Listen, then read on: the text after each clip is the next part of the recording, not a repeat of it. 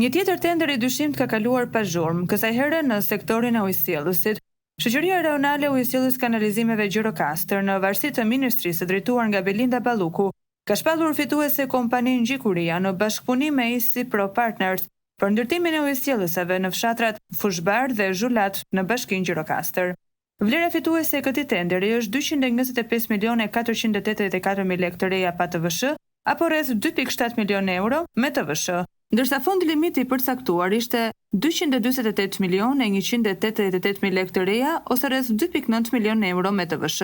Kjo do të thotë se tenderi është fituar me rreth 91% të fondit limit, një shifër tepër e lartë që ngre dyshime për abuzim dhe favorizim.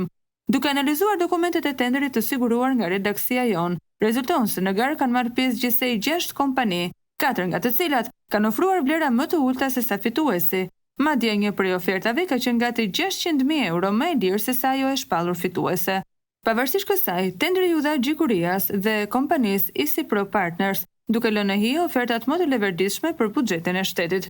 Ky fakt hedh dyshime të forta për një skenar të paracaktuar ku fituesi ishte vendosur që në fillim dhe gara ishte vetëm formalitet. Kompania Gjikuria, në pronësi të Florence dhe Milo Gjikuria, kanë fituar tenderin në bashkëpunim me ISI Pro Partners, në pronësi të Emiliano De Lilaj dhe Miguel Ali.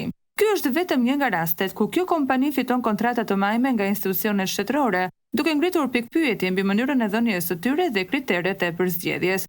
Kur një kompani fiton një tender me një ofertë më të lartë se sa konkurrentët, shtrohet pyetja, a është ky një rast i qartë i manipulimit të procedurës? Përse një ofertë 600.000 euro më është shtrenjtë u shpall fituese, duke injoruar alternativa më ekonomike? A janë këto kompani të lidhura me pushtetin dhe apo shkon ky tender drejt një skenari të parashikuar? Përgjigjet mbeten në duart e institucioneve, por një gjë është e qartë, paratë publike vijojnë të ndahen me të njëjtin skenar të njohur, ndërsa taksapaguesit paguajnë faturat e tenderave me fitues të paracaktuar.